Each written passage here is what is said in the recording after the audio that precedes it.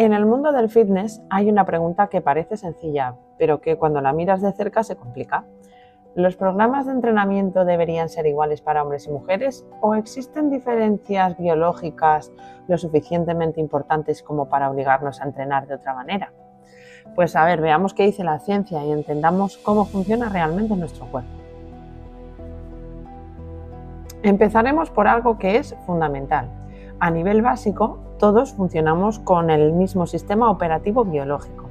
Las reglas que permiten que el cuerpo se adapte y mejore son universales. Estas reglas se sostienen sobre 4 principios fundamentales, 4 pilares que son reglas de oro innegociables para obtener adaptaciones. El primero, la individualidad. Cada cuerpo responde de forma distinta al mismo estímulo. La sobrecarga. Si el cuerpo no recibe un estímulo mayor al que ya conoce, no tiene motivo para adaptarse. La progresión. La mejora se construye con aumentos graduales y sostenidos en el tiempo. Y por supuesto, la recuperación. Las adaptaciones no ocurren mientras entrenas, ocurren cuando descansas. Esto es la base para cualquiera, sin excepción.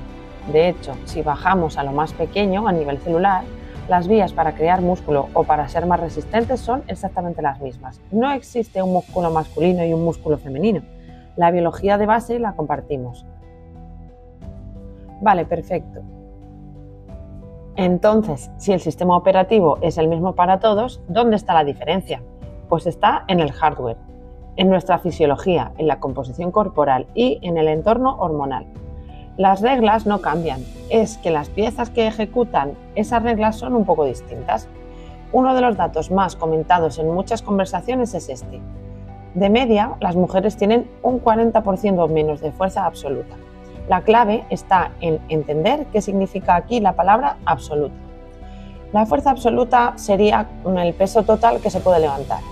La fuerza relativa es la fuerza que genera cada kilo de músculo. Y aquí, entre sexos, la diferencia prácticamente desaparece. La calidad del músculo es la misma, lo único que cambia es la cantidad total. Esta tabla nos lo deja aún más claro. Veamos la diferencia en fuerza absoluta, que claro, se explica en gran parte porque el porcentaje de masa muscular es distinto. Y también hay otras variaciones reseñables. Por ejemplo, durante contracciones mantenidas o isométricas, la tensión arterial suele aumentar menos. Son detalles que indican que la respuesta al esfuerzo no es idéntica y que ayudan a entender cómo se gestiona la carga. Son pequeñas pistas que nos dicen que la respuesta del cuerpo al esfuerzo tiene sus matices. Ya tenemos las diferencias del hardware sobre la mesa. ¿Y ahora qué? ¿Cómo afecta esto a la hora de preparar un entrenamiento? Aquí es donde la cosa se pone práctica, sobre todo al hablar de cómo gestionamos el cansancio. Aquí la ciencia es clara.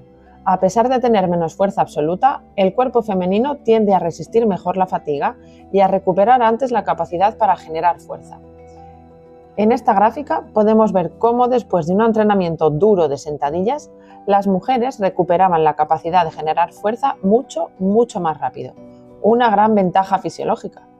Esto es un bombazo, porque significa que la mayoría de programas de entrenamiento que históricamente se han basado en cómo se manifiesta la fatiga en los hombres puede que no sean los mejores para ser aplicados en mujeres. Puede que se estén quedando cortos, desaprovechando su potencial para tolerar más volumen o mayor frecuencia de entrenamiento. Pero si hay un factor diferencial importante, una clave fundamental que afecta al hardware femenino, es el ciclo menstrual y el entorno hormonal cambiante que lo acompaña. A ver, simplificándolo mucho, el ciclo tiene como 2 grandes mitades. La primera, la fase folicular, con estrógeno a tope, y la segunda, la lútea, donde manda la progesterona. Este cambio de hormonas tiene un impacto directo en la energía, en el rendimiento y en cómo el cuerpo se adapta al entrenamiento. ¿Y esto cómo lo llevamos al gimnasio? Pues la ciencia nos da pistas muy claras. La primera fase, la folicular, es perfecta para darle caña. Con niveles elevados de estrógeno suele asociarse a mejor rendimiento, más energía y mejor respuesta a la intensidad. En la fase lútea, sin embargo, con predominio de la progesterona, el cuerpo suele tolerar peor la carga máxima y pide más control, bajar un poquito el ritmo, centrarse más en la técnica o en el cardio. Durante la menstruación lo ideal es recuperación activa, ajustar la carga y dejar que el cuerpo se recupere bien. Así que nos olvidamos de eso de subir el peso de forma lineal cada semana. Esto exige pensar en el mes completo, con sus subidas y sus bajadas. Es un cambio total en la forma de planificar y si se busca el máximo rendimiento, estas diferencias no se deben ignorar. Tenemos un montón de piezas sobre la mesa, principios que son iguales para todos y diferencias de hardware muy importantes. ¿Cómo encajamos todo esto en una sola idea? Pues la forma más fácil de verlo es pensar en dos ejes. Por un lado, el eje de las similitudes, que es la base de todo. Las reglas del juego son las mismas.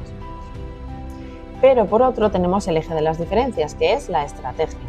Cómo aplicamos esas reglas tiene que tener en cuenta la velocidad de recuperación y, en el caso de las mujeres, la periodización hormonal sí o sí. Y aun con todo esto, conviene no perder la perspectiva. Las diferencias atribuibles al sexo explican aproximadamente solo un 10% de la variabilidad total. Reconocer diferencias biológicas no significa convertir el entrenamiento femenino en algo aparte, casi exótico, como si de dos especies distintas se tratase. El resto depende del individuo.